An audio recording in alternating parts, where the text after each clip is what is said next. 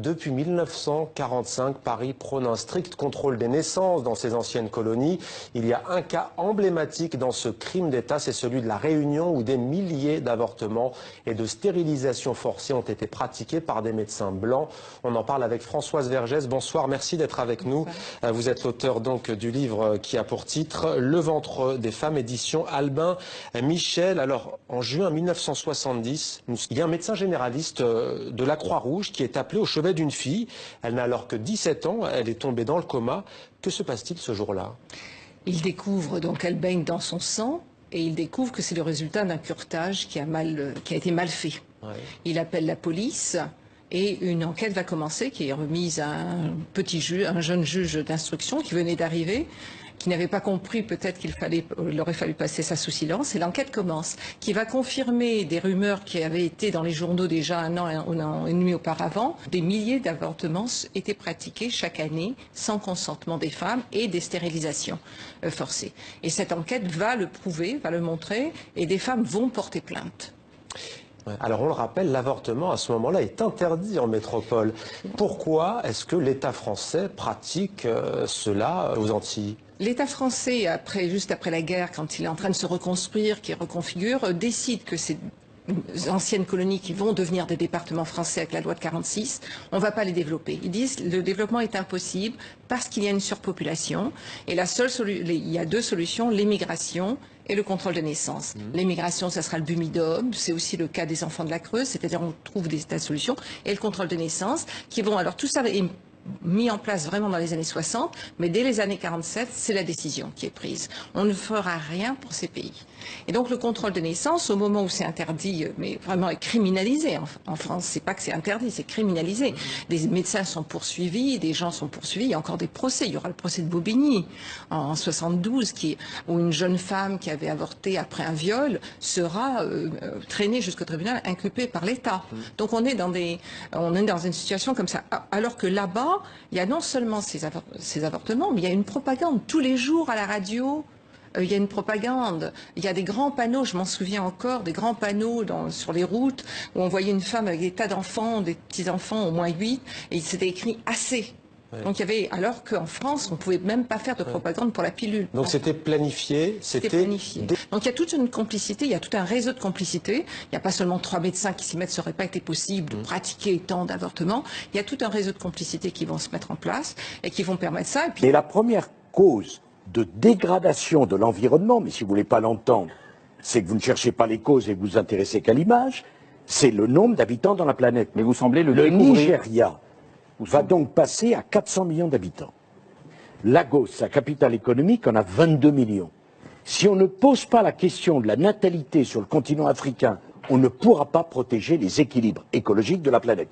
À l'époque, 16 000 naissances annuelles sur l'ensemble de l'île, 16 000 naissances, 8 000 avortements par an, ça fait 3 avortements forcés par jour. Que nous dit ce scandale, selon vous? Quand on lit votre livre, on se dit qu'il y a 2 dimensions, un aspect raciste, une sorte d'eugénisme, une volonté de tuer, et aussi une volonté, politiquement, de tuer tout mouvement de rébellion politique. Hein. Tout à fait. Alors il y a vraiment une dimension raciste vraiment claire, parce qu'en France aussi, on encourage à avoir des enfants. C'est pas simplement que l'avortement est criminalisé en France, c'est qu'aussi il y a les allocations familiales, on construit des crèches, enfin il y a tout un discours et un dispositif. Donc c'est qui doit naître, qui a le droit de naître et qui n'a pas le droit de naître. Et c'est une politique d'État. Ce n'est pas donc un incident, c'est pas une erreur, c'est vraiment un choix. Ça veut dire quoi quand on dit raciste? On déshumanise l'autre, il n'a pas les mêmes droits, y compris celui de donner la vie? Il n'a pas les mêmes droits, celui de donner la vie. Je fais aussi la relation avec le fait, si vous voulez, que sous l'esclavage, c'est cela aussi. Je rappelle que malgré tout, s'il y a 15 millions d'Africains déportés, ils ont tous une mère. Donc il y a eu des femmes. Alors si vous voulez, cette gestion, ce que j'appelle cette gestion du ventre des femmes, sous l'esclavage et le colonialisme, les femmes doivent faire des enfants parce qu'il faut une main-d'œuvre qui est pas chère, qu'on va esclavagiser ou coloniser, le travail forcé. Donc il faut qu'elles fassent des enfants. Et puis tout d'un coup, après la Deuxième Guerre mondiale, on va trouver que les femmes du tiers-monde font trop d'enfants.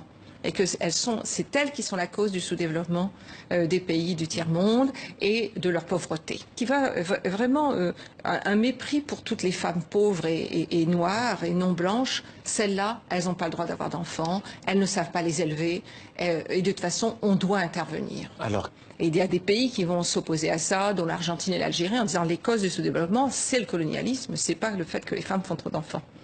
Et donc l'envers tout d'un coup, et la France l'applique dans ses anciennes colonies, dans les départements d'outre-mer, cette politique qui rend les femmes responsables du sous-développement et de la pauvreté, oui, au lieu que ça soit évidemment le résultat de plusieurs siècles de politique coloniale. Et justement, quelles conséquences aujourd'hui? Parce que pas plus tard que la semaine dernière en Grande-Bretagne, il y avait un procès sur des bébés volés qu'on arrachait à leur famille pour aller peupler les colonies de la couronne britannique. Est-ce qu'aujourd'hui, en France, il y a des conséquences? Que deviennent ces femmes? Ou alors aujourd'hui leurs descendants? Est-ce que... Je pense, oui, il y a des conséquences, puisqu'il y a eu des femmes, je pense que tout le traumatisme a été aussi enfoui. Pour des femmes, ça a dû être terrible. Il y en avait qui étaient enceintes de 8 mois, 6 mois, 7 mois. Elles se réveillent, parce qu'on leur disait pas ce qu'on allait faire. Elles se réveillent, elles ont été avortées et stérilisées. Et elles rentrent chez elles, elles doivent expliquer, enfin quelque chose. Il y a eu une douleur et une omerta aussi sur le sujet. Une violence. Mais est-ce qu'il y a quelque chose aussi d'intéressant dans votre travail? Toute proportion gardée, je préfère le dire avant, vous mettez ce crime en parallèle avec la gestion des banlieues françaises, une sorte d'effet boomerang du colonialisme. Oui, par exemple Aimé Césaire. Hein, oui, oui. Aimé Césaire qui en parle dans Discours sur le colonialisme ou dans sa lettre de démission du PCF en 1956, il parle de l'effet boomerang. Il dit on ne peut pas coloniser innocemment. Ça va vous revenir. C'est impossible, il y a trop de brutalité. Donc ça va revenir chez vous, parce que c'est chez vous que ça se passe aussi.